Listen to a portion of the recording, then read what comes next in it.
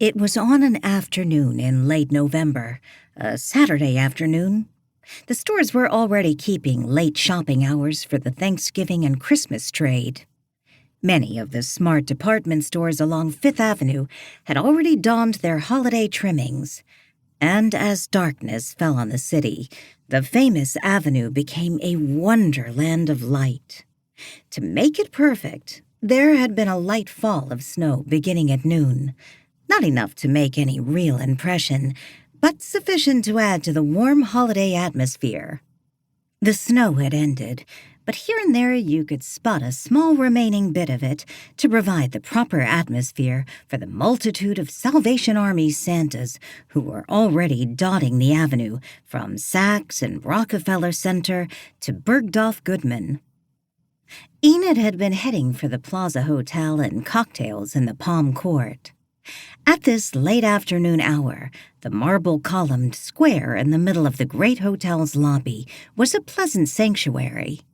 An orchestra played show tunes and light classics, and liveried waiters glided efficiently from table to table, serving tea or cocktails. Going there was a luxury Enid sometimes granted herself. She was a Vermont girl who had left the small town in which she was raised to take on a secretarial post in New York. She'd lived in the city for 5 years and thought it the most exciting place on earth. If her job had become slightly routine and the apartment she shared with 2 other girls often seemed cramped, there was still the challenge and glamour of Manhattan to compensate for these things. Her widowed mother had remarried and moved to California, so Enid often ruefully referred to herself as an orphan of the city, and she wasn't entirely unhappy cast in that role.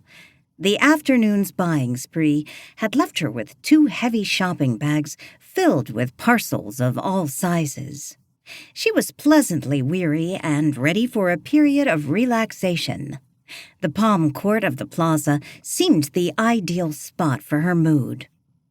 But when she reached the curb at 57th Street and stood waiting for the light to change, she suddenly remembered that Madame Albani, who owned the Venice Art Gallery, had sent her a formal invitation to a special showing of paintings by a new artist named Pierre St. And if her memory hadn't failed her, the showing was scheduled for this very Saturday afternoon.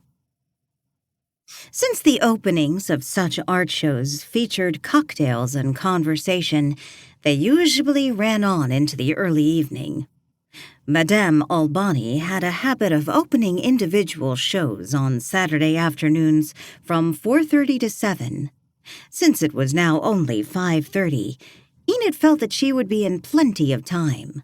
The gallery was on the 3rd floor of a building just east of Fifth Avenue. She worried that she was not dressed smartly enough for the occasion. Some of Madame Albani's openings could be quite gala affairs, but she supposed in the case of an unknown artist such as this one, there would be a mixed crowd. Her shopping bags would present no problem, as she could leave them with her coat in Madame's office.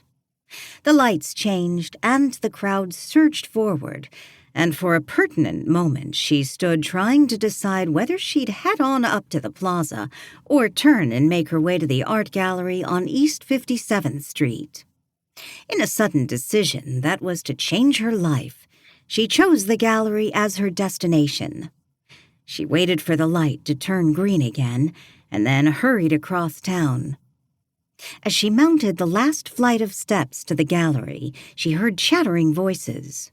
Reaching the landing, she saw the main showroom was open, and a vigilant Madame Albani was standing by the door, regal in black knit suit and long pearl necklace. She was a slim, aging Italian woman with swarthy skin and a Roman nose. Seeing Enid, she gave a tiny cry of delight. "So you have come," she said, kissing her on the cheek. "I am so glad." Enid smiled. "I'm afraid I won't be able to buy anything. All my money is gone." And she held up the shopping bags as evidence. Madame Albani chuckled good-naturedly.